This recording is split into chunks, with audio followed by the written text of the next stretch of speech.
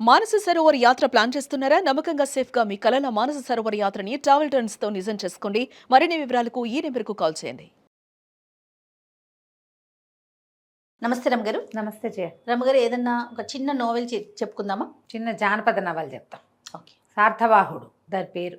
సార్థవాహుడు అంటే ఈ మనం ప్రయాణాలు చేసేవాళ్ళు కదా పూర్వం, వ్యాపారస్తులు వీళ్ళంతా కలిసి ఆ ప్రయాణాల్లో ఈ ఎక్కడికైనా వెళ్ళి వేరే చోటకి వెళ్ళి వ్యాపారాలు చేసేటప్పుడు ఒక బిడారులాగా వెళ్ళేది కదా, దాన్ని తీసుకెళ్లేవాడిని సార్థవాహుడు అంటారు. సార్థులు అంటే డబ్బు కానీ వస్తువు కానీ పట్టుకెళ్ళేవాళ్ళు, వాళ్ళని తీసుకెళ్ళేవాడు సేఫ్గా. అదొక వృత్తిగా కూడా ఉండేది ఇది వరకు. రత్నపురి రాజ్యంలో ఒక పెద్ద చాటింపేశారు. రేపు ఉదయం ఇక్కడి నుంచి అదే కొద్ది రోజుల్లో 3-4 రోజుల తర్వాత ఒక బిడారు వెళ్తోంది వ్యాపారస్తులది. మణిగుప్తుడనే సార్థవాహుడు దీని యాజమాన్యం వహిస్తున్నాడు. అతనితో కలిసి ప్రయాణం చేయదలుచుకున్న వాళ్ళు ఎవరైనా సరే తమ తమ పేర్లు అవన్నీ కూడా ఇక్కడ రిజిస్టర్ చేసుకోండి అని చెప్పి రాజ్యంలో చాటింపేశారు. ఈసారి బిడారుతో వెళ్ళేవాడు. ఇంతకుముందు కూడా 3-4 సార్లు వెళ్ళాడు. మణిగుప్తుడని ఒక యువకుడు, చాలా బలశాలి, బాగా అద్భుతంగా కత్తి యుద్ధము అవి చేసేవాడు. తర్వాత ఏమో అతను స్వార్థపరుడు కాదు, చాలా మంచి పేరుంది. ఎవరో వ్యాపారస్తుల కుమారుడుగా ఉండేవాడు. వాళ్ళు లేరు, ఈ అబ్బాయి ఈ పని చేస్తాడనమాట. కొన్ని బళ్ళు, సుశిక్షితులైన కొంతమంది సైనికులు, వాళ్లతోటి కలిసి ఈ బిడారుని నడుపుతాడు అతను. ఊళ్ళో ఉన్న వ్యాపారస్తులందరూ పై ఊళ్ళలో ఒక 9 ఊళ్ళ దాకా వెళ్తుంది అది. ఈ మధ్యలో చిట్టడవులు అడవులు అవన్నీ ఉంటాయి కదా. ఈ సార్థవాహుడు ఎవరైతే తీసుకెళ్తాడో వీళ్ళకి ఆ అడవుల ఆనుపాను తెలిసి ఉండాలి, ఎక్కడెక్కడ నీళ్లు దొరుకుతాయో తెలిసి ఉండాలి. ఈ కర్వ్ ఇప్పుడు చూడు, మనం ఎక్కడైనా రోడ్డు మీద వెళ్తుంటే యాక్సిడెంట్ జోను గోస్లో అని రాసి ఉంటుంది. అది ఎట్లా తెలుసు వాళ్ళకి? అక్కడ ట్రై చేయటం వల్ల. వీళ్ళకి అది తెలిసి ఉండాలి, ఎక్కడ జంతువులు ఉంటాయి, ఎక్కడ జంతువులు ఉండవు, ఎక్కడ అడవి, ఏ సమయానికి ఎంత వేగంతో వెళ్తే మనం ఆ సమయానికి అక్కడ చేరగలుగుతాము, మధ్యదారిలో ఎక్కడైనా భోజన సదుపాయం ఉందా, ఈ బిడారు విడవడానికి వీలుగా ఎక్కడుంది, జంతువులు లేని ప్రదేశము, నీళ్లు ఉండాలి, చెట్లు ఉండాలి, చకచకా నడవాలంటే ఎన్ని గంటలు, ఎంత సమయం, ఇలాంటి అవగాహన బాగా పుష్కలంగా ఉన్నవాడే ఈ పని చేయగలడు. ఈ మణిగుప్తుడు చిన్నప్పటి నుంచి అట్లా తిరిగినవాడు, అందుకని అతనికి బాగా తెలుసు. అతనితో ఉన్న వాళ్ళందరూ కూడా అతనిలాగానే మంచి వీరోచితమైన విద్యలు వచ్చిన వాళ్ళే ఉన్నారు. అందరికీ జీతాలు వస్తాయి, అతనివి కొన్ని బళ్ళు ఉంటాయి. ఈ బిడార్లో చేరదలుచుకున్న వాళ్ళు కూడా తమ తమ బళ్ళని దాంతో కలిపేసుకోవచ్చు. ఆ బళ్ళల్లో జనాలు తమ సామాన్లు వేసి పక్క ఊళ్ళకి పంపటం, పిల్లల్ని కాపురాలకి పంపేవాళ్ళు, తర్వాత నాట్యాలు అవి చేయటానికి వేరే వేరే ఊళ్ళలో నాట్య ప్రదర్శనలకు వెళ్తారు. వాళ్ళు కూడా సేఫ్టీ కోసం ఈ బిడారుతోటే వెళ్తారు. వాళ్ళ 3 బళ్ళు, వాళ్ళందరూ భోజనాలు వంటలు మొత్తం సామూహికంగా జరుగుతాయి. ఇవి మధ్యలో ఇందులో బ్రాహ్మణులు ఎవరైనా ఉంటే వాళ్ళకు ఒక సెపరేట్ పద్ధతి ఉంటుంది. మిగిలిన వాళ్ళంతా కలిసి వండుకుని తింటారు. ఈ వండడానికి కూడా వండేందుకు మనుషులు వేరు, భోజనానికి ఏర్పాటు వేరు. ఇప్పుడు మనం ట్రావెల్స్ వాళ్ళు చేయట్లా, అవునండి, పెంట్రీ కార్తో ట్రైన్లలో అలాగా పద్ధతి ప్రకారం జరుగుతుందన్నమాట. అయితే ఏ రోజైతే ఈ బిడారు బయలుదేరుతుందని చెప్పారో ఆ ముందు రోజు రాత్రి ఈ రాజ్యంలో రత్నగిరి రాజ్య యువరాణి మాధవసేన, ఆవిడనెవరో అపహరించారని ఒక వార్త వచ్చింది బయటికి. రాజ్యం అంతా అల్లకల్లోలంగా ఉంది. రాజు వాళ్ళ వ్యవహారం వాళ్ళదే, వీళ్ళ వ్యవహారం వీళ్ళదే. వ్యాపారస్తులు ఎవరి దారిని వాళ్ళు అందరూ వచ్చేసి బిడారు ఎక్కడి నుంచి మొదలవుతుందో అక్కడికి బళ్ళు వచ్చేస్తాయి. మొత్తం ఒక 60-70 బళ్ళు, కొన్ని చిన్నవి కొన్ని పెద్దవి, అన్నీ ఎడ్ల బళ్ళు. తర్వాత వీటితో పాటు కాల్బంట్లు నడిచేవాళ్ళు, కొంతమంది గుర్రాల మీద. వీళ్ళు సాయుధ భటులు ఉన్నారు కదా, దీంతో పాటు వీళ్ళంతా గుర్రాలతోటి తయారయ్యారు. ముహూర్తం ప్రకారం తెల్లవారుజామున కొబ్బరికాయ కొట్టుకుని గుమ్మడికాయ దిగదొడుచుకుని వీళ్ళు బయలుదేరి వెళ్ళిపోయారు. మాధవసేన అపహరించబడింది అని ఊళ్ళోకి తెలిసిపోయింది. వీళ్ళల్లో కొంతమంది పూర్వ సైనికులు కూడా ఉన్నారు, 2-3 సీనియర్ సైనికులు ఉన్నారు వీళ్ళ గుంపులో. వాళ్ళకి తెలిసింది యువరాణి అపహరించబడిందని. ఆ వేగులంతా తిరుగుతున్నారని. వీళ్ళ పని వీళ్ళదే. మామూలుగా ఇక్కడ ఏవో జరుగుతూ ఉంటాయి, కానీ ఎవరి దారిన వాళ్ళు రైళ్ళు ఎక్కేవాళ్ళు, ప్రయాణాల వాళ్ళు వెళ్తూనే ఉంటారు కదా. వీళ్ళు బయలుదేరి వెళ్ళడం మొదలుపెట్టారు. రకరకాల ప్లేస్, ఈ ఊరు దాటేసరికల్లా ఇక పొద్దున్నే బయలుదేరారు కదా. మధ్యాహ్నం భోజనాల వేళకి ఒక చోట ఎండ తక్కువగా ఉండి చెట్లు ఎక్కువగా ఉన్న చోట చేరారు. మొదటి రోజు తెచ్చుకున్న భోజనాలు చేసేసారు ఎవరి వాళ్ళే. కొంతమంది వాళ్ళే తెచ్చుకున్న వాళ్ళు ఉంటారు. వీళ్ళు ఎలాగో పని, వీళ్ళు ఉన్నారు కదా సైనికులు, వీళ్ళకి భోజనం కావాలిగా. వీళ్ళ భోజనపు ఏర్పాట్లు అవి జరుగుతున్నాయి. వీళ్ళు ఎలా చేస్తారంటే ఈ బళ్ళు ఇంట్లో గుండ్రంగా ఆపి జనమంతా మధ్యలో ఉంటారు. సైనికులు బండికి అవతల వైపు బయట వైపున ఒక లైన్ లాగా సైనికులు ఉంటారు. గబుక్కున జంతువులు వచ్చినా ఎవరైనా వచ్చినా తర్వాత ప్రతిసారి వీళ్ళు ముందెళ్తుంటే 2 లేదా 4 గుర్రాలు బాగా స్పీడ్గా ముందుకెళ్ళిపోతాయి. బళ్ళు స్లోగా నడుస్తాయి కదా, బండితో పాటు నడిచే కాల్బంట్లు ఉంటారు, బండితో పాటు నడిచే బళ్ళతో పాటు నడిచే గుర్రాలు ఉంటాయి. ఒక 4 గుర్రాలు ముందు వెళ్ళిపోతాయి. వెళ్ళిపోయి ముందు పరిస్థితి ఏమిటో చూస్తారనమాట. అక్కడేవో జంతువుల ఆనుపానులు కనపడుతున్నాయి, అక్కడెక్కడో పరిస్థితి బాగుండలేదు, ఇలాంటివి చెప్తారు. వచ్చి ఇద్దరు ముందుంటారు, ఇద్దరు మళ్ళీ వెనక్కి వస్తారు. ఆ తిరుగుడికి వాళ్ళకి జీతాలు కూడా ఎక్కువ. తేప మారతాయి ట్రిప్పులు. ఒక 4 ముందు వెళ్తారు, తర్వాత ఆ 4 ఆగితే ఇంకో 4 వెళ్తారు, అట్లా చేస్తారనమాట. ఈ ఒక్కొక్కటి ముందున్న మజిలీలో ఎలాంటి పరిస్థితులు ఉన్నాయో చూసొస్తున్నారు. మధ్యాహ్నం భోజనాలు చేశారు, రాత్రికి సేఫ్గా దాటేశారు. ఇవి దాటుకుంటూ వెళ్ళారు. ఈ మణిగుప్తుడు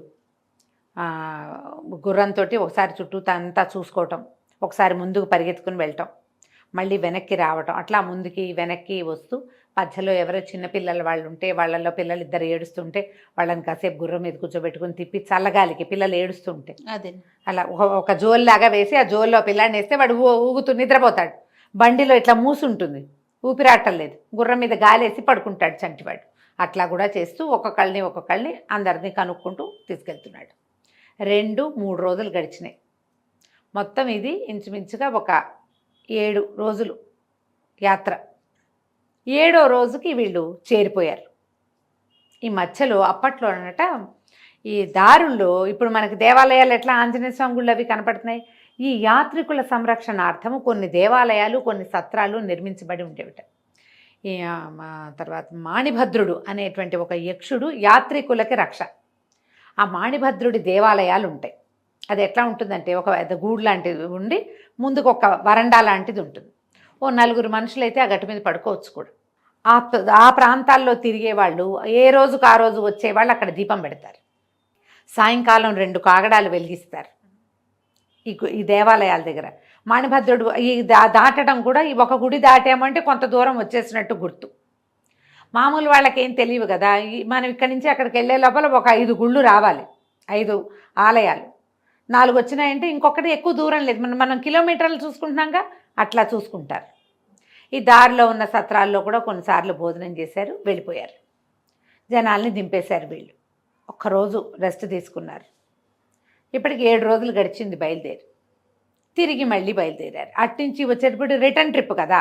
ఈ రిటర్న్ ట్రిప్లో ఆల్రెడీ వెళ్ళిన వాళ్ళే వస్తారన్న గ్యారంటీ లేదు, కొత్త వాళ్ళు ఉండొచ్చు. ఈ ఊళ్ళల్లో ముందు దిగబడిపోయిన వాళ్ళు, ముందు ట్రిప్పులో వచ్చిన వాళ్ళు ఉంటారు కదా, వాళ్ళు యాడ్ అవుతారు. యాడ్ అయ్యి మళ్ళీ వస్తున్నారు వెనక్కి. కొంత దూరం వచ్చిన తర్వాత ఒక 4 రోజులు ప్రయాణించిన తర్వాత 2 సైనికులు ముందు 4 వెళ్తారు కదా, వాళ్ళల్లో 2 వెనక్కి వచ్చారు. ప్రభు, దారిలో ఒక చోట ఒక యువతి గొంతు వినపడింది మాకు, రక్షించండి అంటోంది. మనిషి అయితే కనపడలే, అదేమో చీకటి పడిపోయింది. వీళ్ళు రాత్రి 9-9:30 దాకా ప్రయాణిస్తారు. కొంచెం వెన్నెల కాలం దగ్గర పడింది కాబట్టి పర్వాలా, 9-9:30, 10ంటికి ఇంకా చెయ్యరా, 9 గంటలకు ఎక్కడో చోట విడిచి భోజనాలు చేసేసి పడుకుంటారు. చీకటి పడిపోయింది కానీ వినపడింది 2 సార్లు 3 సార్లు. నేను ఒక్కడనే విన్నాను అనుకున్నా, తర్వాత వీళ్ళు కూడా విన్నారు. సరే ఇతను ఏమన్నాడు చూద్దాం అనుకున్నాడు. వీళ్ళు ఒక చోట 9 అయిపోతుంది, విడిశారు. ఎవరి దారిని వాళ్ళు వంటలు భోజనాలు చేస్తున్నారు. ఈ ముందు గుర్రాల మీద 2 వెళ్ళారు కదా, వాళ్ళిద్దరిలో ఒకడు వెనక్కి వచ్చాడు. ప్రభు అక్కడ వినపడుతుంది, పరిగెత్తారు. అక్కడికి పరిగెడితే దూరంగా వీళ్ళకి ఏం కనపడింది, ఒక చీర కదిలినట్టు తెలిసింది. తర్వాత వెనకాల 4 మగ మనుషులు పరిగెడుతున్నారు. ఈ మణిగుప్తుడు గబుక్కుని ఏం చేశాడు, వీళ్ళు చూస్తున్నారు, వీళ్ళకేం సంబంధం లేదు, వాళ్ళు ఎవరో తెలీదు. ఆ ముందు వెళ్ళినది యువతిగా అర్థమైంది మణిగుప్తుడికి. ఎవరైనా ఈ చుట్టుపక్కల పల్లెల్లో ఉన్న ఆడపిల్లని ఈ దౌర్భాగ్యులు రోడ్డు మీద వెళ్ళే వాళ్ళు ఎవరో, దారిలో వెళ్ళే వాళ్ళు ఎవరో, అడవుల్లో వాళ్ళు చెరబడుతున్నారేమోనని ఇతను ఇంకా వాళ్ళు రాకముందే పరిగెత్తుకుంటూ వాళ్ళ వెనకాల వెళ్ళిపోయాడు. ఇప్పుడు యజమాని వెళ్తుంటే వీళ్ళు వెనకాల ఎందుకు ఆగుతారు? వీళ్ళు కూడా ఏం చేశారు, పట్టండి రా, బల్లాలు తీయండి, కత్తులు తీయండి అని 2 బల్లాలు కత్తులు పుచ్చుకొని వాళ్ళు కూడా 4 గుర్రాలు వదిలిపెట్టి అతని వెనకాల పరిగెత్తారు. పరిగెత్తి బాగా ముందుకెళ్ళి ఎట్నుంచి వీళ్ళు కదులుతున్నారో ఒక చెట్టు వెనకాల కొద్దిగా ఆగాడు. ఆగేసరికల్లా ముందు ఒక యువతి అతనికి కనపడింది. దూరం నుంచి చూస్తే ఆమె మంచి నాజుగా పొడగరి, సన్నటిది, ఏదో ఒక పాత ఒక మామూలు సింపుల్ చీర కట్టుకున్నట్టే కనపడుతోంది. ఈ చీర వస్త్రధారణ నగరాల్లోది కాదు, ఏదో పల్లెల్లోది. మనిషి చూస్తే అసాధారణమైన పొడుగు వెడల్పు చూస్తే ఏమో పల్లెటూళ్ళలో ఉండే పిల్ల బలశాలిగా లేదు, నాజుగ్గా ఉంది. బాగా దగ్గరికి వెళ్ళాడు, వెన్నెల రాత్రి కదా, దగ్గరికి వెళ్ళేసరికల్లా అతనికి తెలిసింది ఎవరో సౌందర్యవత అయిన యువతి. ఆ ఒంటి మీద నగలు నాణ్యాలు ఏం లేవు, ఒక తేత రంగు చీర కట్టుకుని ఉంది. కానీ ముక్కు మొహం చాలా బాగున్నాయి. ఆమె ముక్కుకొక ముక్కు పొడకుంది, అది బాగా మంచి మెరుపుగా ఉంది. ఆమె మొహం కదిలినప్పుడల్లా వెన్నెలబడి మెరుస్తోంది. ఆమె యొక్క సౌందర్యం ఈయనకు అర్థమైపోయింది, ఇది చాలా బాగుంది మనిషి అని. ఇప్పుడు ఇంత నాజూకు సౌందర్యం ఈ ఊళ్ళల్లో ఉండే అవకాశం లేదు. ఇక్కడ బాగుంటారు మనుషులు ఇక్కడ కూడా, కానీ వాళ్ళు బలశాలులుగా ఉంటారు, పనిపాటలు చేసేవాళ్ళు. ఈ సోగదనము అవి చూస్తే ఇది పని వచ్చిన రకంగా కనిపించటల్లా. ఇంకొంచెం దగ్గరికి వెళ్ళేసరికల్లా వెనకాల నుంచి ఎవరో పరిగెత్తుకొచ్చేసారు. రావటం ఏమిటి, ఇతని మీద పడ్డారు. ఇతను అడ్డం పడిపోయాడు వెనక్కి తిరిగి. ఈ కత్తి తీశాడు. ఇక పోరాటం జరుగుతుంది, వదిలిపెట్టి వెళ్ళిపోమంటున్నాడు అవతలవాడు. నువ్వు ఎవడవో, నీ దారి నువ్వు పో, వెళ్ళిపో మమ్మల్ని వదిలిపెట్టి, నీకు సంబంధం లేని విషయం ఇది అని కేకలు పెడుతుంటే అవతలవాడు కూడా అప్పుడు ఇతనికి అర్థమైంది, వీడు మామూలు పల్లెటూరు వాడు, ఈ కొండదారులలో తిరిగేవాడు కాదు, వీడు సుశిక్షితుడైన సైనికుడు. వాడి కంఠంలో కూడా ఏదో రాజదర్బార్లో పనిచేసేవాడి గొంతు, అది అధికారి గొంతు వేరేగా ఉంటుంది. రోడ్డు మీదకు తిరిగే కుర్రాడు కాదు. ఇతనికి తెలిసిపోయింది. ఎప్పుడైతే ఇతని మీదకి తిరగబడ్డాడో ఆ 2 దెబ్బలు పడేసరికల్లా అతని మనుషులే ఒక 4 వచ్చేసారు అవతల వాళ్ళు. ఆ 4 రాగానే మణిగుప్తుడి పని వాళ్ళు కూడా, ఇతని వెనకాల ఉన్న సైనికులు కూడా వచ్చి పడ్డారు. యథాశక్తి దెబ్బలు కొట్టేశారు. ఒకడు బాగా గాయపడ్డాడు మొదటివాడు, మిగిలిన 3 దెబ్బలు తిని అతన్ని మోసుకుని వెళ్ళిపోయారు. వాళ్ళ వెనకాల వీళ్ళు పరిగెత్తారు. కానీ ఈ మణిగుప్తుడు మాత్రం ఈ అమ్మాయిని ఎవరు ఏమిటి అని అడిగేసరికల్లా అమ్మాయి కాస్త గుటకలు మింగి, నేను రత్నగిరి అంతఃపురంలో పనిచేస్తాను, నా పేరు చెంప అని చెప్పింది. చెంపకవల్లి అని చెప్పేసరికల్లా రత్నగిరా, ఇంకా చాలా దూరం ఉంది, ఇక్కడికి ఎట్లా వచ్చావు నువ్వు అన్నాడు. అది కొద్ది రోజుల క్రితం అపహరించారు నన్ను, నేను వీళ్ళ చేతిలో పడ్డాను, మమ్మల్ని ఎక్కడో నన్ను దాచిపెట్టారు, నేను తప్పించుకుని వస్తున్నాను అంతే అనేసరికల్లా అప్పుడు గుర్తొచ్చింది ఇతనికి. తాము బయలుదేరే రోజున 7-4-11 రోజుల క్రితం యువరాణి మాధవసేన అపహరించబడింది. ఇతను అన్నాడు, నువ్వేమో అంతఃపురంలో పనిచేస్తానంటున్నావు, అంతఃపురం యువరాణిని కదా ఆ రోజు అపహరించిందంటే ఆ అమ్మాయి ఏమైంది, అవును యువరాణితో పాటు నన్ను కూడా అపహరించారు, మా ఇద్దరిని అపహరించారు అని చెప్పింది. మరి నువ్వు ఒకదానివే ఎలా వచ్చావు, యువరాణి ఎక్కడుందంటే ఏమో నాకు తెలియదు. తనకి ఏం మాట్లాడాలో తెలియలే. ఈ అమ్మాయి చూస్తే అంతఃపుర యువతి తెలిసిపోతోంది, ముందే తెలిసింది అతనికి. మాట్లాడితే భాష కూడా తెలుస్తోంది. రత్నగిరిలో ఒక ప్రత్యేకమైన యాస ఉంటుంది, ఆ యాస తెలుస్తోంది. నిజమే ఇది. సరే ఏమన్నాడు, సరేనని తను సైనికులు వీళ్ళ 3 అవతల వాళ్ళు 3 పారిపోయారు. వాళ్ళకి రథం కూడా ఉంది పారిపోవటానికి. గుర్రాలు ఎక్కారు. ఈ అమ్మాయిని తన గుర్రం ఎక్కించి చెంపకవల్లిని తను పక్కన నడుస్తూ తీసుకెళ్ళి తమ సార్థవాహుల గుంపులో కలిపేశారు. ఇక్కడి నుంచి 3 పూర్తి రోజుల ప్రయాణం. ఈ 3 రోజులు ఆ అమ్మాయిని ఏ బండి మీద కూర్చోబెట్టలేదు, తనతో పాటే ఉంచుకున్నాడు. ఒకవేళ ఎవరైనా అడ్డం పడితే జనాల మీదకి వెళ్తే కష్టం కదా, ఉంచుకున్నాడు. తను ఇంకో గుర్రం తెప్పించుకున్నాడు. గుర్రాలు కొన్ని ఖాళీగా నడుస్తాయి వాళ్ళతోటి. ఇది ఇద్దరు మెల్లిగా కబుర్లలో పడ్డారు. ఆ అమ్మాయి మహాసౌందర్య రాసైన ఆ పిల్ల. ఇతను కూడా చిన్నవాడు, యంగ్స్టర్ అని చెప్పుకున్నాక 30 ఏళ్ల లోపల వాడు. ఇతను నవ్వు మాట బాగా ఆకర్షణీయంగా ఉంటాయి, పైగా బలశాలి, ప్రాణాలు రక్షించాడు. ఆ అమ్మాయి కూడా ఇతని మీద మనసు పడ్డట్టే కనపడింది. ఇద్దరు మనసు ఇచ్చి పుచ్చేసుకున్నారు ఆ 3 రోజుల్లోనే. సరే మొత్తం బిడారంతా ఊళ్ళోకి చేరింది. ఏ సందులోకి రోడ్లలోకి వెళ్ళవలసిన బళ్ళన్నీ వాళ్ళ దాంట్లోకి వెళ్ళిపోయినాయి. వీళ్ళు డబ్బులు కట్టాల్సిన శిస్తులు అవి ఇవి ఉంటాయి, ప్రయాణంలో శిస్తులు ఉంటాయిగా, అవన్నీ కట్టేసి ఇతను ఏం చేశాడు, ఈ అమ్మాయిని అంతఃపురానికి తీసుకుపోయాడు. అంతఃపురంలో అప్పచెప్పేసరికల్లా అమ్మాయిని లోపలికి వెళ్ళిపోయింది. ఇతను యువతలకు వచ్చాడు. ఏదో ఊళ్ళో పనులు అవి ఇవి చూసుకున్నారు. ఒక అవ్వ ఉంది వెళ్ళింట్లో, ఒక ఇతను చూసుకునేది. ఇంటికి వెళ్ళి ఆ అవ్వను చూసి ఇంకేవో 2-3 పనులు చేసేసరికల్లా ఇంత ఊరంతా సందడిగా మంగళ నాదాలు మోగుతున్నాయి, మంగళ వాయిద్యాలు. యువరాణి వెనక్కి వచ్చింది అంటున్నారు. యువరాణి వెనక్కి రావటం ఏమిటి, ఎటా వచ్చింది, ఎక్కడి నుంచి వచ్చింది? 11 రోజుల క్రితం తప్పిపోయిన మోసుపోయిన యువరాణి ఇప్పుడు ఊళ్ళోకి వచ్చింది ఎవరు? సార్థవాహుడు వచ్చాడు. ఈ బిడారంతా వచ్చింది. వాళ్ళతో వచ్చింది చెంపకవల్లి. యువరాణి ఎట్లా వచ్చింది? ఆవిడంతటా ఆవిడే చేరిందన్నారు. ఆవిడే వచ్చేసింది. మర్నాడు చాలా పెద్దగా హడావిడిగా గందరగోళంగా పెద్ద సభ జరిపారు. యువరాణి తిరిగి వచ్చిన సందర్భంలో అందరికీ బహుమతులు అన్నారు. శాతవాహనుడు మణిగుప్తుని రమ్మన్నారు. రమ్మనేసరికల్లా సరే ఇతను లోపలికి వెళ్ళాడు. ఎక్కడో చెంపకవల్లి కనపడుతుంది. అతను అటు నుంచి ఇటు చెలికత్తేగా, యువరాణి చెలికత్తే కదా. చూస్తున్నాడు. చూస్తుంటే పరదా మాటు నుంచి ఓ కళ్ళు తనని చూస్తున్నట్టు తెలిసింది. ఆ కళ్ళు ఎవరివో ఇతనికి అర్థం కాల. రాజుగారు చాలా మెచ్చుకున్నారు. నీ వల్ల యువరాణి ఇల్లు చేరింది.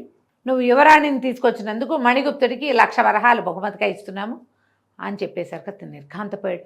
నేను తెచ్చింది యువరాణినే, చెంపకవల్లి అని చెప్పిందే నాకు అంత అబద్ధం ఎందుకు చెప్పాలో అతనికి అర్థం కాల. చాలా డల్ అయిపోయాడు. పైగా అమ్మాయి మీద మనసు పెట్టేసుకున్నాడు. ఏమనుకున్నాడు? నేనేదో సామాన్యుణ్ణి, ఆ అమ్మాయి కూడా సామాన్యంగా పనిచేసుకునేది, పెళ్లి చేసుకుందాం అనుకున్నాడు. ఏం చేయాలో తెలియలే. సరే వెళ్ళిపోతుంటే చెలికత్తె ఒక అమ్మాయి ఉత్తరం పట్టుకొచ్చి ఇచ్చింది. ఏమిటి? ఊరి చివర అక్కడ ఒక దేవాలయం ఉంటుంది, అంతఃపురాల బయట, అక్కడికి వచ్చి కలుసుకోమని ఉత్తరం. తనకి వెళ్ళాలో వద్దో అర్థం కాలేదు. అవమానంగా అనిపించింది. నాకు అప్పుడే చెప్పుండాలి కదా యువరాణి అని, ఎందుకు చెప్పలేదు అని. ఆ అంతఃపురంలో నుంచి ఆ దేవాలయానికి రావడానికి లోపల నుంచి ఒక దారి ఉంది. అక్కడికి వచ్చింది యువరాణి. బాగా ఆలోచించి చివరికి వెళ్ళాడు. వెళ్ళేసరికల్లా ఆ అమ్మాయి పరిగెత్తుకుంటూ వచ్చి కౌగులించుకుంది తన్ని. కొంచెం అవమానపడి ఉన్నాడు కదా ఇతను. తను ఏం చెప్పిందంటే, ఒకవేళ నేనే యువరాణిని అని చెప్తే నువ్వు నాతో మనసు ఇచ్చిపుచ్చుకుని ఉండవు, నన్ను గౌరవించి బండిలో కూర్చోబెట్టేవాడివి. నాకేమో నువ్వు చూడగానే నచ్చావు. నా కోసం రాత్రిపూట ఎవ్వరూ చేయని సాహసం చేసావు. నన్ను ఎవరెత్తుపోయారో కూడా నాకు తెలియదు, వాళ్ళు ఎవరో కూడా తెలీదు, నేనెవరో నీకు తెలీదు. అయినా కూడా ఒక సమస్యలో ఉన్న స్త్రీని రక్షించడానికి అంత సాహసం చేసిన వాడు నాకు అలాంటి భర్త కావాలని కోరుకుంది. అందుకని నేను నా ఐడెంటిటీని దాచాను. అంతకంటే వేరే ఉద్దేశం ఏమీ లేదని పదే పదే బతిమలాడింది అతను.